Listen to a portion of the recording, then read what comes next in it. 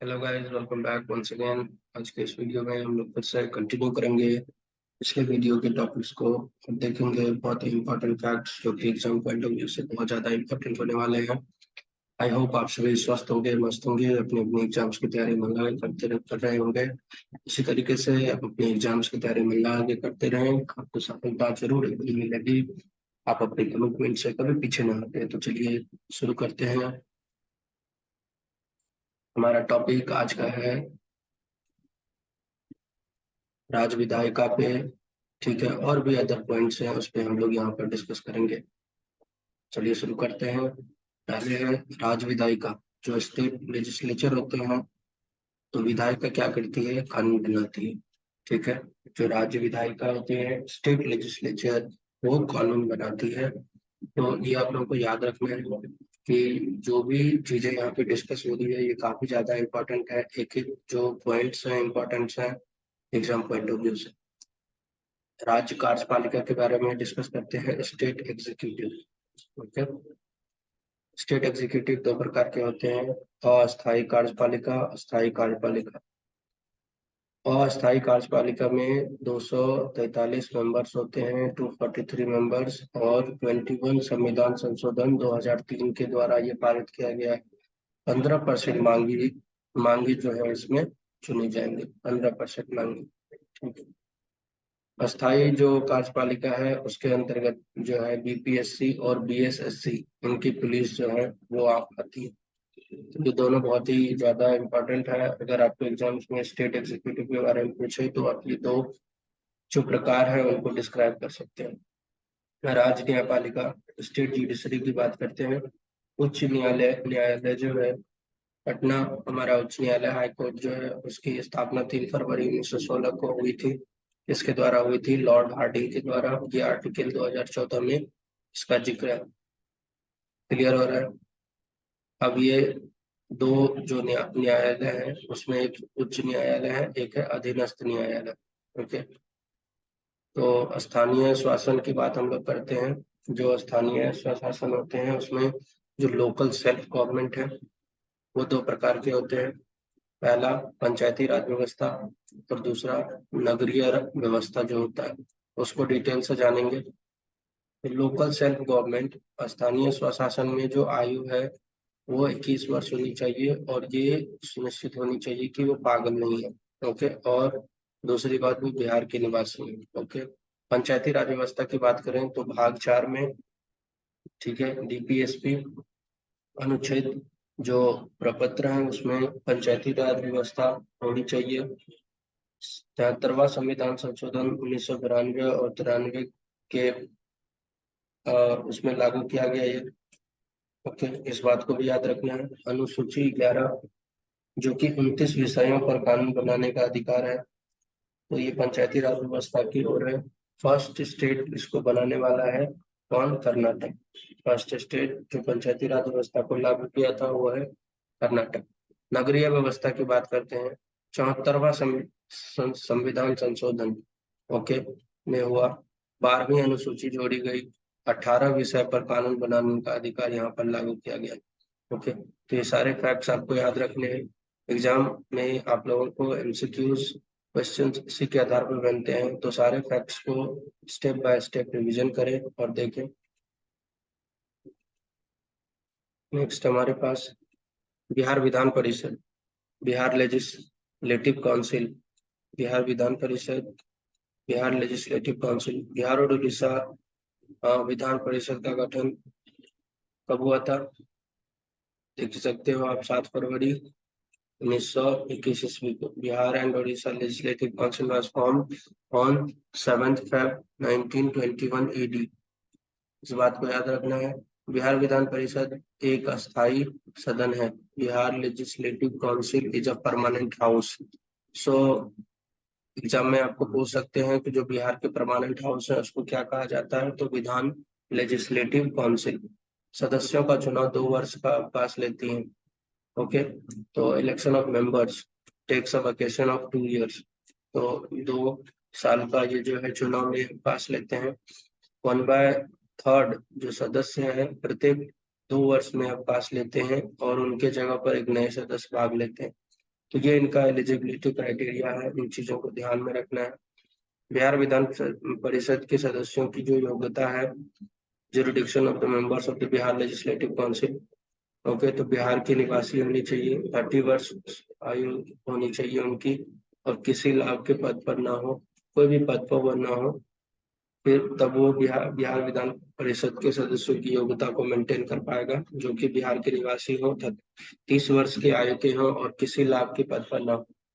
बिहार में प्रमंडल की संख्या, जो नंबर ऑफ डिवीजन है इन बिहार, वो है कितने, 9 है। प्रमंडल की संख्या बिहार में कितने जिले हैं, तो कुल जिलों की संख्या 38। Total number of districts in Bihar 38। Total number of division in Bihar 9। So these questions are really important.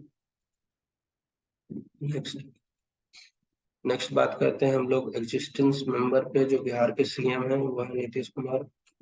Bihar के जो वाइस डिप्यूटी, जिसको बोलते हैं डिप्यूटी सीएम और वाइस चीफ मिनिस्टर भी कैन से, तो ये है तेजस्वी यादव जी। ओके, बिहार के जो सीएम थे वो बिहार कृष्ण कुमार सिंह, डॉक्टर श्री कृष्ण सिंह भी हम लोग कहते हैं, जो आधुनिक बिहार के निर्माता, जिनको बिहार केसरी का टैग भी मिला। तो हमारे बिहार केसरी कृष्ण कुमार सिंह, जो कि बिहार के पहले सीएम थे। बिहार के उद्योग मंत्री समीर कुमार महासेठ। बिहार में अनुमंडलों की संख्या 101। Number of sub division in Bihar 101। Bihar में प्रखंड की संख्या 534। Total number of block in Bihar is 534। Okay, so these facts are really important. आप सभी इन फैक्ट्स को देखें और अपना नोट्स बनाएं। नेक्स्ट हम लोग बात करते हैं बिहार के प्रसिद्ध व्यक्ति के बारे में, जो कि एग्जाम पॉइंट ऑफ व्यू से बहुत ही ज्यादा इम्पोर्टेंट है। पहले में है गौतम बुद्ध। इनका जन्म 563 ईस्वी को, बॉर्न 563 BC, 563 ईयर्स पूर्व में इसका जन्म हुआ। कहाँ हुआ, नेपाल में। जगह का नाम कपिलवस्तु। पिता का नाम शुद्धोधन। माता माया, महामाया। मौसी गौतमी। पत्नी यशोधरा। पुत्र का नाम राहुल। गृह त्याग किए थे 25 साल की उम्र में।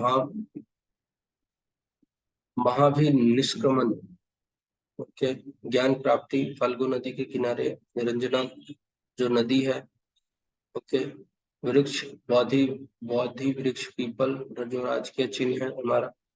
पहला उपदेश उन्होंने धर्म चक्र परिवर्तन के नाम से पहला उपदेश दिया था। ये सारे फैक्ट्स को आप लोगों को याद रखना है। महावीर, सेकंड पे आते हैं हम लोग। महावीरा, जन्म 540 ईस्वी में, बॉर्न 540 ईस्वी में। कहाँ पे हुआ था, वैशाली में, कुंडग्राम में। जैन धर्म के 24वें तीर्थकार थे वो। बचपन का नाम वर्धमान था। मृत्यु पावापुरी में हुई 72 साल की उम्र में। पावापुरी कहाँ पर है, नालंदा में। 12 वर्ष की तपस्या के बाद केवल ज्ञान प्राप्ति इनका उद्देश्य था। 12 वर्ष की तपस्या के बाद ज्ञान प्राप्ति। सजुका, जो रिजुका नदी है, साल वृक्ष के नीचे इनको ज्ञान प्राप्ति हुई थी। ओके, सारे इंपॉर्टेंट फैक्ट्स को आप लोगों को याद रखने हैं। गुरु गोविंद सिंह का जन्म 22 दिसंबर 1622 ईस्वी को हुआ। पटना साहिब में इनका जन्म हुआ था। गुरु गोविंद सिंह का जन्म 22 दिसंबर 1662 ईस्वी को पटना साहिब में हुआ। 1708 में इनकी हत्या हो गई। सिख धर्म के वो 10वें गुरु थे। सिख धर्म के अंतिम जो धर्म था सिख का, उनके 10वें गुरु थे। ओके, सारे फैक्ट्स क्लियर हो रहे हैं। नेक्स्ट, पंचकरा का सिद्धांत। तो पंचकरा का सिद्धांत क्या था, केश, कंघी, कड़ा, कृपान और कच्छा। ओके, तो ये जो क्वेश्चन ये डायरेक्ट एग्जाम में आ सकते हैं कि पंचकरा का सिद्धांत क्या है। विकल्प से केश, कंघी, कड़ा, कृपान, कच्छा। ओके, आर्यभट्ट के बारे में बात करते हैं। आर्यभट्ट, जिनका जन्म 476 ईस्वी में हुआ, मृत्यु 550 ईस्वी में कुसुमपुर में, पाटलिपुत्रा में।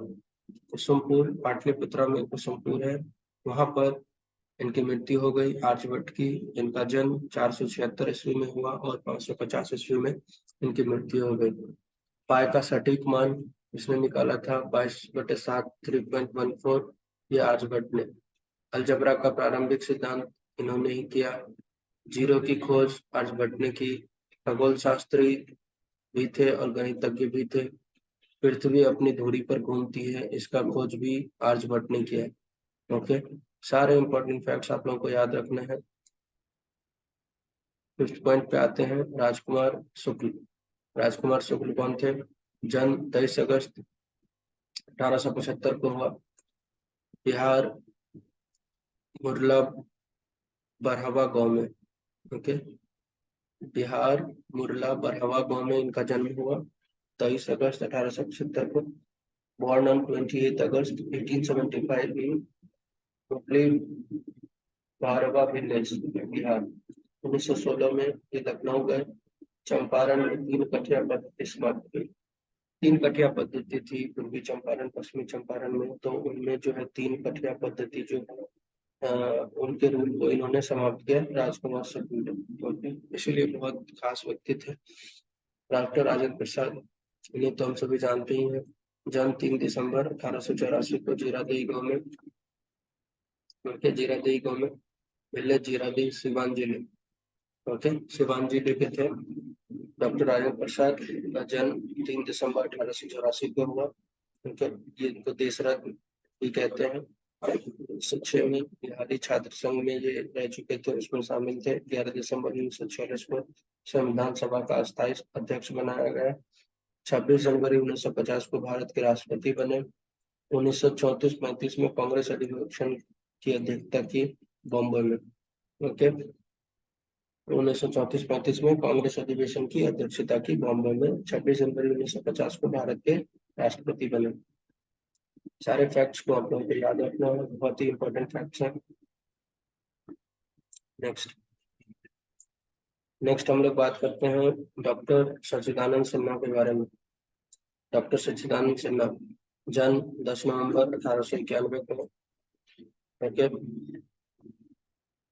हाउस ऑफ लॉर्ड्स के मेंबर थे ये। Doctor Sachchidanand Sinha house of lords के मेंबर थे। 9 दिसंबर 1946 को अस्थायी अध्यक्षता इनको मिली थी। ओके, जयप्रकाश नारायण पे आते हैं। जयप्रकाश नारायण का जन्म 11 अक्टूबर 1902 ईस्वी को हुआ। 1975 में यह आपातकाल परिस्थिति में थे। संपूर्ण क्रांति की शुरुआत इन्होंने किए थे। दूसरा नाम इनका लोकनायक जयप्रकाश नारायण था, हम सभी जानते हैं। ओके, 1965 में इसे मैग्सेसे जो पुरस्कार है उनको मिला। समाजवादी कांग्रेस की स्थापना इन्होंने की थी। 1999 में ये भारत रत्न हुए थे। ओके, भारत रत्न इनको मिला था जयप्रकाश नारायण को। तो सारे इंपॉर्टेंट फैक्ट्स अब सारे व्यक्ति के बारे में आपको अवश्य आनी चाहिए। प्रभावती देवी। ओके, प्रभावती देवी का जन्म 1906 में सिवान जिला में हुआ। सिवान डिस्ट्रिक्ट में जयप्रकाश नारायण की पत्नी थी। महिला चरखा समिति की स्थापना इन्होंने की थी। महिला चरखा समिति की स्थापना प्रभावती देवी ने ही की थी। ओके, नेक्स्ट हम लोग प्रसिद्ध व्यक्ति की सूची में फिर से आगे बढ़ेंगे। प्रसिद्ध व्यक्ति स्वामी सहजानंद सरस्वती। स्वामी सहजानंद सरस्वती, जन्म कब हुआ? 22 फरवरी 1989 को यूपी के गाजीपुर में। यूपी के गाजीपुर में 22 फरवरी 1989 को हुआ। ओके, भूमियार जाति से बिलोंग करते थे। सीताराम आश्रम में स्थायी निवासी। किसान सभा की स्थापना बिहार में उसने की थी, स्वामी सहजानंद सरस्वती ने। सीताराम आश्रम में स्थायी निवासी थे। भारतीय किसान महासभा के अध्यक्ष भी ये बने थे।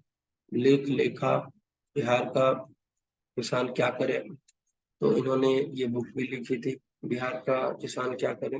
ओके, सारे इंपॉर्टेंट फैक्ट्स हैं स्वामी सहजानंद सरस्वती के बारे में। डॉक्टर श्री कृष्ण सिंह के बारे में देखते हैं। डॉक्टर श्री कृष्ण सिंह, जन्म 21 अक्टूबर 1887 को बिहार के 21 अक्टूबर को 1887 को बिहार के नवादा जिले में खानवा नामक ग्राम में, खानवा नामक गांव था, बिहार के नवादा जिले में वहां पर डॉक्टर श्री कृष्ण जी का जन्मदिन था। आधुनिक बिहार के निर्माता किसे कहते हैं? डॉक्टर श्री कृष्ण जी को। बिहार केसरी भी डॉक्टर श्री कृष्ण जी को कहते हैं, डॉक्टर श्री कृष्ण सिंह को कहते हैं। फर्स्ट सीएम ऑफ बिहार भी डॉक्टर श्री कृष्ण सिंह थे। बिहार के पहले मुख्यमंत्री। बरौनी ऑयल रिफाइनरी की स्थापना डॉक्टर श्री कृष्ण की। बरौनी खाद प्लांट की स्थापना डॉक्टर श्री कृष्ण की। डॉक्टर श्री कृष्ण सिंह। ओके, सारे फैक्ट्स को हम लोग को याद रखना है। ट्वेल्थ में हम लोग देखते हैं डॉक्टर अनुग्रह नारायण सिन्हा को। डॉक्टर अनुग्रह नारायण सिन्हा जन्म 18 जून 1887 को औरंगाबाद जिले में, औरंगाबाद डिस्ट्रिक्ट में अनुग्रह डॉक्टर अनुग्रह नारायण सिन्हा का जन्म हुआ। बिहार बिहार विभूति के नाम से इनको जाना जाता है। डॉक्टर अनुग्रह नारायण सिन्हा को ये औद्योगिक जो जल है उनके बारे में ये जो है अपना मत ये थे, उनकी स्थापना की थी। तो ये थे डॉक्टर अनुग्रह नारायण सिन्हा। आज का वीडियो हम लोग यहीं पर स्टॉप करते हैं।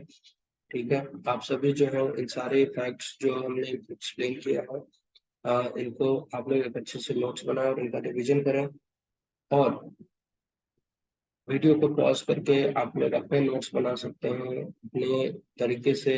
आप लोग को जैसे भी याद रहे वैसा कर सकते हैं। तो ये बहुत ही इम्पोर्टेंट हो जाता है आपके एग्जाम पॉइंट ऑफ व्यू के लिए, आपके एग्जाम में आपको मार्क्स दिलाने के लिए। ठीक है, तो चलिए अगले वीडियो में हम लोग फिर से मिलेंगे। तब तक के लिए bye, have a great day.